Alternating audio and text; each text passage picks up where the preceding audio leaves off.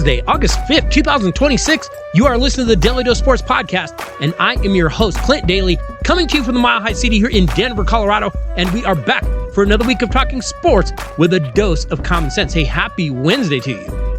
And yes, I did say August. Wow. Is it already August? Holy cow, summer's flying by. I hope your week is going well. I hope you, your family, your friends are staying strong and healthy right now. And we are going to start off this week in the world of Major League Baseball, because we've seen a number of trades taking place right before that trade deadline, and we have a big move, and it is going to have big effects coming. On Saturday night, the already heavily favored Los Angeles Dodgers acquired Detroit Tigers pitching ace Tarik Skubal to add to their already stacked all-star lineup. Hey, the Dodgers were telling everyone all along that they didn't need Skubal. They already have Yoshi Yamamoto, who's making a strong case for the Cy Young on his own. They've got Blake Snell. They've got Shohei Ohtani. They've got Tyler Glasnow. And I realize they've been banged up. I mean, Snell has made just one start this season, but he's expected to get back into the rotation very, very soon.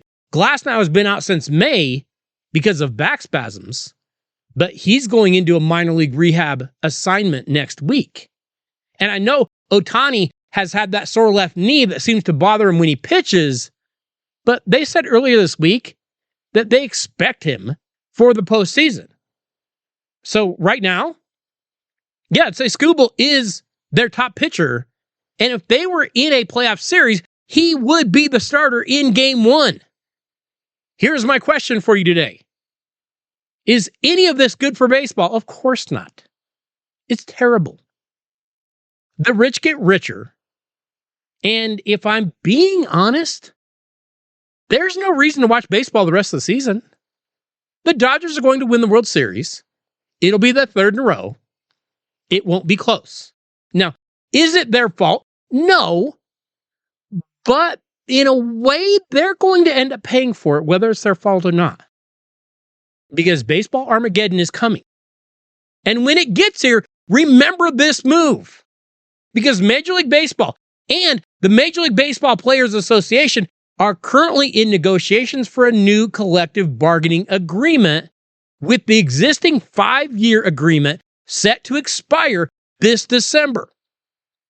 And hey, the biggest bargaining chip in this whole thing in current talks is the league's push for a hard salary cap, and I might add this, a hard floor, a major change that the Players Union strongly opposes. Okay, so the Dodgers are going to win their third title in a row this season. But get this, they are now spending more than $430 million on player salaries. That is nearly $60 million more than anyone else in the league. Now, does spending big money guarantee success? No, of course it doesn't. I mean, the New York Mets and the Toronto Blue Jays are living proof they're spending big money and they're not doing anything. But if there's no cap, what's going to end the Dodgers' run? They can just keep winning and winning and winning. And if you go back in Major League Baseball history, that is what you see, isn't it? We don't have a different team winning every year like we do in the NFL, like we even do in the NBA or a little bit in the NHL. No, we have the same teams basically winning over and over and over and over and over and over again. How many titles have the Dodgers and the Yankees won? Like all of them. So there is literally no reason to watch baseball for the rest of the season. The Los Angeles Dodgers are better than every other team in the league, and it isn't even close. But here is my message. Enjoy this final season of Major League Baseball. Because unless the players cave on this, it's not going to come back anytime soon. It's going to be ugly, and I can fully see Major League Baseball taking at least a year completely off. Hey, today on The Dose, do you realize that the NFL Hall of Fame game is taking place tomorrow night? Is it a terrible game? Yes, of course it is. We're going to have the Carolina Panthers versus the Arizona Cardinals? Will it be even worse because it is in the preseason? Yes, obviously. But it is a reminder that football is coming. Hey, the NFL regular season opener, a rematch, by the way, of Super Bowl 60 between the Seattle Seahawks and the New England Patriots. Yeah, that's just 35 days away. The first week of college football is now just 24 days away. Hey, the football season is coming quickly, and we just might need a quick refresh on some offseason moves that you might have missed or maybe you forgot about. Never fear, we'll get you caught up. Plus, with that Hall of Fame game being played tomorrow night, of course, the Pro Football Hall of Fame itself will be a popular spot this weekend. Our Daly Dose Top 5 will bring you some memorable moments from those hallowed halls. But first, little bit of news that we have to mention today. And that comes out of the WNBA. And I know when I say that you're thinking, Clint, you're just going to go to a break. I'm not. Because the WNBA just keeps shooting itself in the foot. Although in true WNBA fashion, I'm sure if they were going to shoot themselves in the foot, they'd miss. How dare you? Last week, the official WNBA social media account posted a video of stars Paige Beckers and Angel Reese betting $400 on their game against each other, as Becker's Dallas Wings were set to face Reese's Atlanta Dream. And Reese flashed the cash as the duo made a friendly wager during All-Star Weekend. Well, the WNBA has since deleted the post, but then faced backlash for both posting it in the first place and then also deleting it. The league has since announced that neither player will be disciplined for this, despite the fact that the league's collective bargaining agreement does actually prohibit players betting on league games. Now, I want you to keep one thing in mind. Remember that if you are caught in the NFL betting on your own team, betting on NFL games, you are suspended for 2 seasons. The WNBA is so completely tone deaf. See, here's the thing. If you want to be taken seriously as a league, you have to start acting like a serious league. You can't be betting on your own games. I don't know. It just might lend itself to the manipulation of games and maybe their outcomes. And I realize that it would be almost impossible to tell which players in the WNBA are actually shaving points because every game looks like players are on the take. But you just can't cast this shadow of a doubt on your own league. Here's my honest question. At what point does the NBA, who completely financially supports the WNBA, remember, the WNBA doesn't make a dime. The NBA pays for it. At what point does the NBA have to start saying, look, we know you don't make any money. We realize that we just finance this garbage league as a charity out of the goodness of our own hearts. But can you please just stop scuttling your own ship? So the college football and NFL seasons are coming quickly, but as is the norm, we have coaches and we have players that have jumped all over the place that you might have either forgotten about or maybe missed. Well, today on The Dose, we are going to be taking you on a very quick barnstorming tour of some very familiar faces that are now going to be in some brand new places. Remember, as the great comedian Jerry Seinfeld said, we don't really cheer for teams, we cheer for laundry. Buckle up, here we go. We're going to start off in college football, and we're going to start off in the coaching ranks. After 22 years at the University of Utah, head coach Kyle Whittingham, he has moved on, and he bizarrely has taken the University of Michigan job. After the Wolverines had to fire Sharon Moore last December after that tumultuous run that began under that weird shadow of Jim Harbaugh's departure and then ended with Sharon Moore having an affair, breaking and entering, getting arrested, being charged criminally. Remember all that stuff? Well, Whittingham was brought into Ann Arbor to clean things up. Hey, it won't be easy because that conference is stacked. Now, he does get quarterback Bryce Underwood, who is very talented, But that offensive line will have to get up to speed quickly. And that schedule won't be easy. Michigan has trips to Oklahoma, Nebraska, and USC. Plus, they will host Ohio State and Washington. Hey, Kyle Whittingham is going to have his work cut out for him. We'll see how he does in Michigan. But it wasn't just Whittingham that left after a long stay. Matt Campbell was at Toledo for 5 years, but has now been at Iowa State for the past decade. And he actually had the Cyclones in bowl games in 7 of those 10 years. Well, remember, Matt Campbell is now in Happy Valley, where the expectations at Penn State are going to be way higher than any he ever faced in Ames, Iowa. Now, I know everyone thought James Franklin couldn't coach. He's doing something right. He's getting some really good players, if nothing else. And I realized Penn State wasn't winning big games, but we'll see if Campbell can do any better than Franklin did. Next up, after he played and coached at Northwestern, it's going to be a little bit strange to see Pat Fitzgerald in any color other than purple. But remember that Pat is now in East Lansing and is going to be coaching the Michigan State Spartans this season after that whole Mel Tucker, Jonathan Smith fiasco.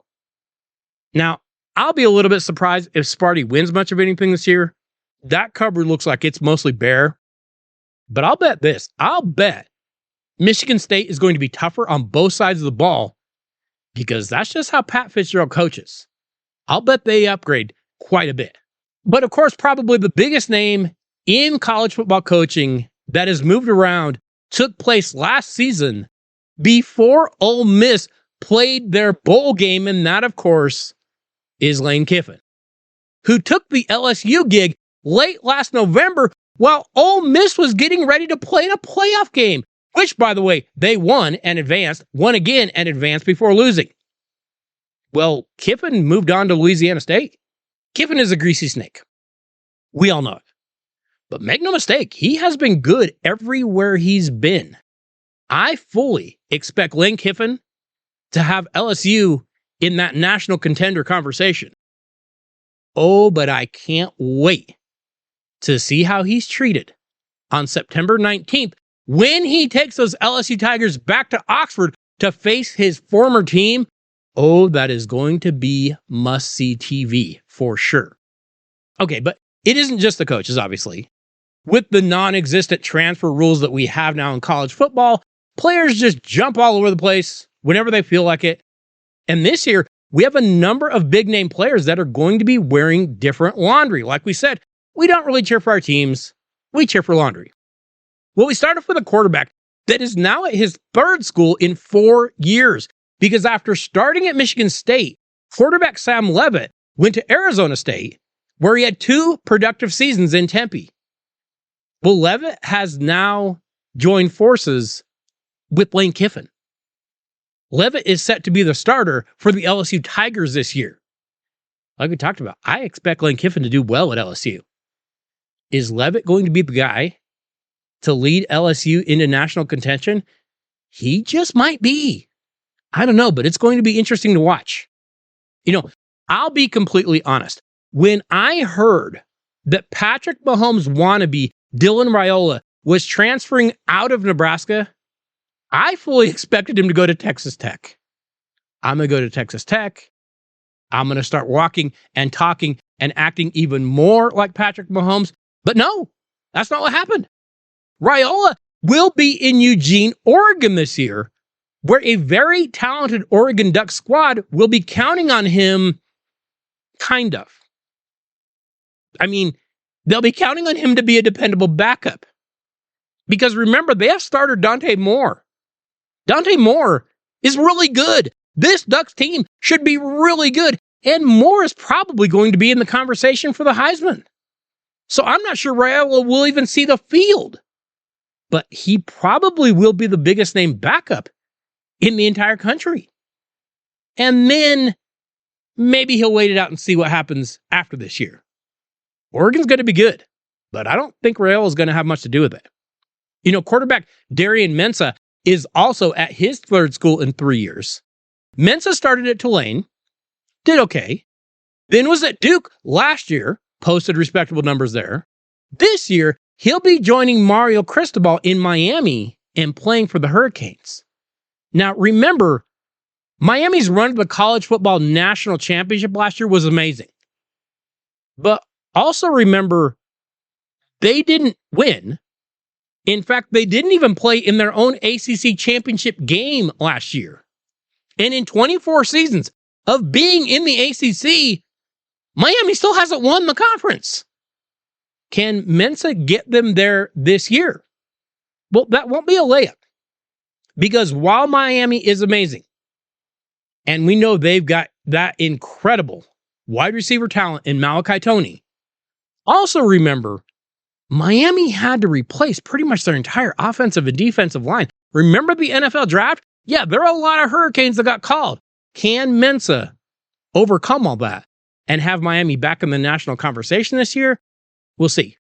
Finally, we have quarterback Josh Hoover, who has been playing for Sonny Dykes the past 4 years at Texas Christian. In fact, Hoover racked up 71 touchdowns and nearly 10,000 yards throwing for the Horned Frogs. Well, he entered the transfer portal as a redshirt senior, and he was scooped up immediately by defending national champion, those Indiana Hoosiers. So while the Hoosiers will no longer have quarterback Fernando Mendoza, Chris Ignetti will still have a veteran quarterback under center. Oh, and by the way, the Hoosiers also grabbed one of the top wide receivers in Nick Marsh, who is transferring in from Michigan State. Hey, Indiana is still going to be very good this year. I don't know if they'll be as good as last year, but they're still going to be very good. But let's move over to the NFL, where we also have a number of players that are going to be wearing, like I said, different laundry. Of course, it took place in June, so we probably all remember that the Cleveland Browns swapped pass rusher Garrett Miles to the Los Angeles Rams, and the Rams sent young pass rusher Jared Verse to Cleveland. Okay, so that one is at least fresh. But did you remember that longtime Tampa Bay Buccaneers wide receiver Mike Evans will no longer be in Tampa? Because after 12 years with the Buccaneers, Evans is now a member of the San Francisco 49ers. Hey, there's no question the Niners need more production from their wide receivers. It was just announced that Ricky Pearsall is already done for the year, and Deebo Samuel is back, but he's 30. Brandon Ayuk never seems to be healthy. Can Mike Evans stay healthy in the land of electromagnetic currents? We'll see. After 7 years in Arizona, Lil Kyler Murray is now a member of the Minnesota Vikings. And it kind of looks like Murray is going to end up being the starter. Remember, J.J. McCarthy was dreadful last year when he got his shot. Third stringer Carson Wentz has no business on an NFL field, so I actually think this will be Murray's job to lose. Now, there is no Call of Duty game scheduled for release, so I think the little guy ought to be okay. And remember, he will have some weapons to throw to. Aaron Jones in the backfield, Justin Jefferson, Jordan Addison, TJ Hawkinson. Hey, if Kyler Murray can't succeed in Minnesota, I don't know if he can succeed anywhere. Prior to splitting time in the Detroit Lions offensive backfield with Jahmyr Gibbs, David Montgomery will now have the job to himself in Houston, as he will be running back number 1 with the Houston Texans. Then the Lions wanted a backup for Gibbs, and they got one. They grabbed former Kansas City runner Isaiah Pacheco. Yes, I realize Pacheco runs like a little kid, showing you how his brand new shoes make him faster, and he didn't have a great year this last year. We'll see if he can rally his career and end up being a good pickup for those Detroit Lions. After having the most successful season in his career, at least in terms of wins and losses, former Jacksonville Jaguars running back Travis Etienne is now in New Orleans with the Saints. And you know, the Jags might end up missing Etienne. He scored 32 touchdowns in his 4 seasons there. And honestly, Etienne might end up wishing he'd stayed. Jacksonville looks like a way better situation. The Saints have some serious work to do. Of course, we all remember the Baltimore Ravens Max Crosby fiasco this past offseason. The Ravens had agreed to trade for Crosby in exchange for their first-round selections in 2026 and 2027. However, just 3 days later, the Ravens backed out of the agreement after Crosby failed his physical, and then instead announced a deal for former Cincinnati Bengals player Trey Hendrickson. Now, Hendrickson has been in Cincinnati the past 5 seasons. He will now be facing his former team twice a year as a member of the Ravens. Since being drafted by the Kansas City Chiefs out of the University of Washington in 2022, cornerback Trent McDuffie has been one of the top corners in the league, and he was named a first-team All-Pro in 2023, but the Chiefs decided to trade McDuffie to the Los Angeles Rams because they wanted to avoid having to sign him to a massive contract when his rookie deal was up. Now, will that loss hurt the Chiefs? I would think it has to. But the Rams really upgraded their defense, and their defense wasn't bad last year. Finally, we arrive at a quarterback that, for being so young, he's already bounced around a lot. When Justin Fields came out of Ohio State, everyone thought he just might be a great franchise quarterback. That hasn't panned out. Fields struggled in Chicago. He went 10-28 as a starter. Didn't have much help. Then he was traded to the Pittsburgh Steelers, but he mostly served as a backup to Russell Wilson, which says a lot. Last year, he was a starter with the New York Jets, but he was one of the worst quarterbacks in the league. He went 2-7. He averaged just 139 yards passing per game. Well, this year, Justin Fields signed with the Kansas City Chiefs. He is the backup for Patrick Mahomes. Now, obviously, that sounds like a job with no future in it. But remember, Mahomes is coming off of that knee injury. Will he be able to return fully to his pre-injury form, or could Justin Fields end up playing in some very, very important games? Now, as we do so many weeks here at the Daly Dose, we need to get over to our Daly Dose Top 5.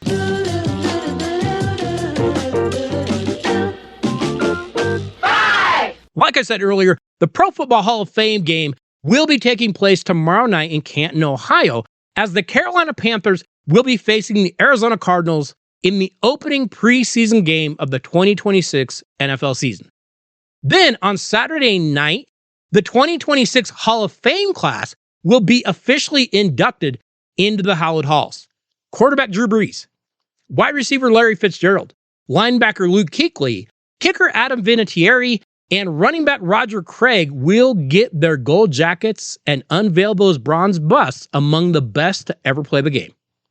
Now, the Hall of Fame opened nearly 70 years ago, and it now has nearly 400 members enshrined. Today, our Daly Dose Top 5 is counting down 5 of the most memorable and most impactful moments in Hall of Fame history.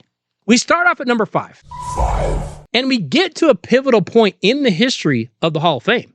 Because in addition to the bust that goes on permanent display at the Hall of Fame, inductees also receive that distinctive gold jacket. And previous inductees nearly always wear their jackets when participating in new inductee ceremonies. Well, the gold jacket, awarded to Hall of Fame enshrinees, actually didn't make its debut until 1978. Made by the Hager Company, each custom-made jacket, they say, takes about 4 months to make. The gold tint, symbolizing each enshrinee's excellence, is a proprietary color, and the gold jacket has now become synonymous with NFL greatness. Hey, if you get a gold jacket, you're in elite company. Over 25,000 players have played in the NFL since the league started back in 1920. Only around 380 members have actually received a gold jacket. Getting a gold jacket when you go into the hall, yeah, it's memorable, it's impactful, and it comes in today at number 5. We move next to number 4. And in 1966, we had a massive change to the National Football League, as well as to the Pro Football Hall of Fame. Following its inception in 1920, the NFL had dealt with several rival leagues, let's say. Before 1960, the biggest rival was the All-American Football Conference, the AAFC, which began play back in the 40s.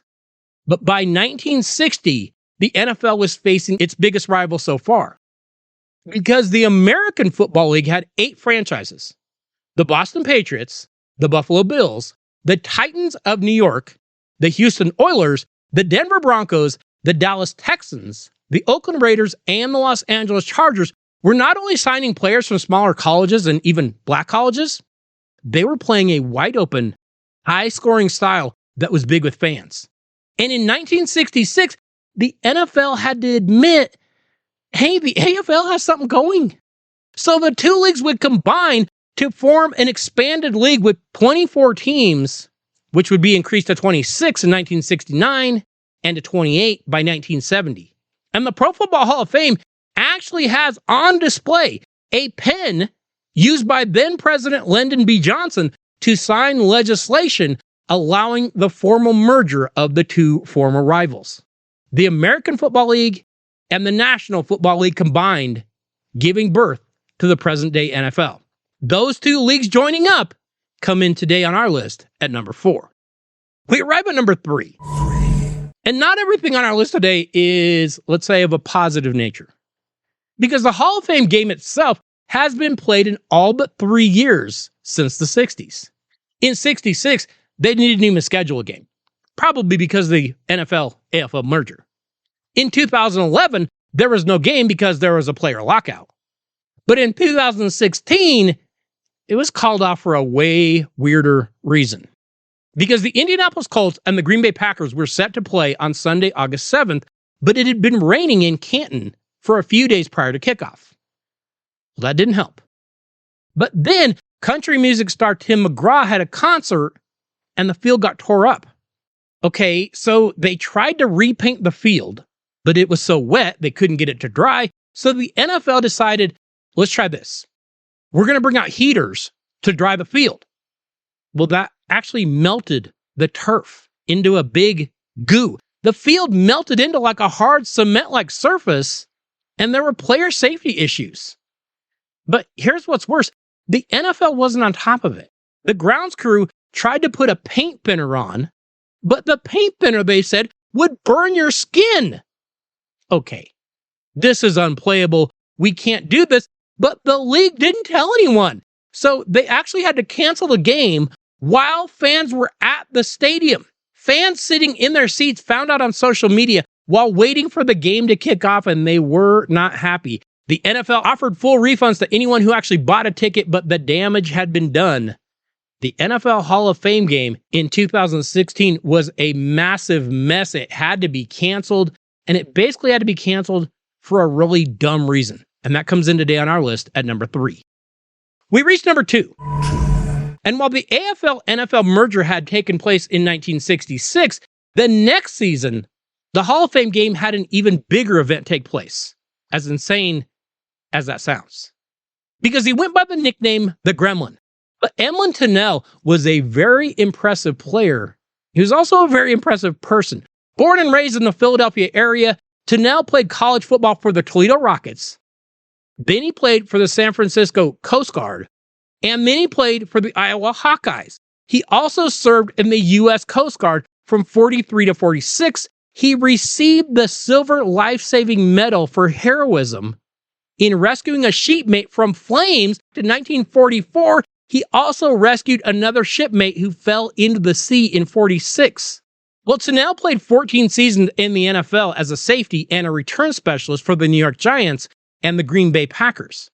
He was selected as a first-team All-Pro 6 times. He played in 9 Pro Bowls. He was a member of NFL championship teams in both 56 and 61, and when he retired as a player, he held NFL career records for interceptions, interception return yards, punt returns, and punt return yards.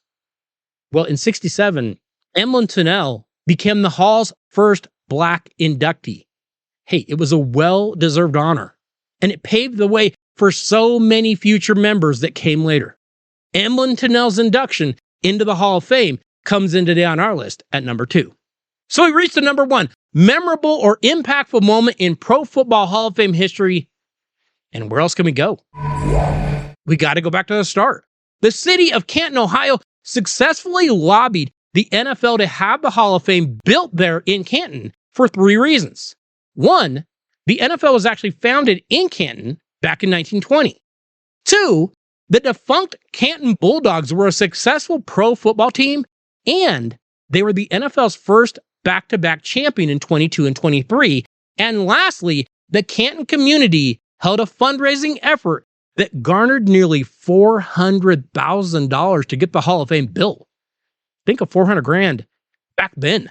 Groundbreaking for the building was started back in August of 62, and the Hall of Fame was opened to the public in September of 63. The Pro Football Hall of Fame includes players, coaches, donors and contributors, which could be owners, general managers, team or league officials, or non-players who have made contributions to professional football.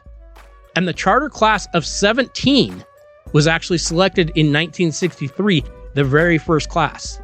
Enshrinees are selected by a 48-person selection committee, which meets every year right around the Super Bowl, and the rules of the committee stipulate that between 4 and 8 individuals should be selected each year.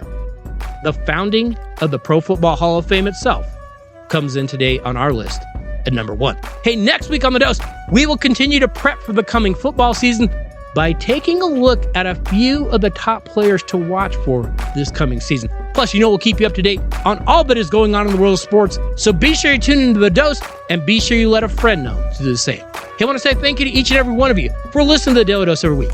Thank you for the emails, thank you for the texts, thank you for the tweets, but more than anything, thank you for sharing the show, for sharing the videos, and for sharing the articles. We absolutely love it when you do that.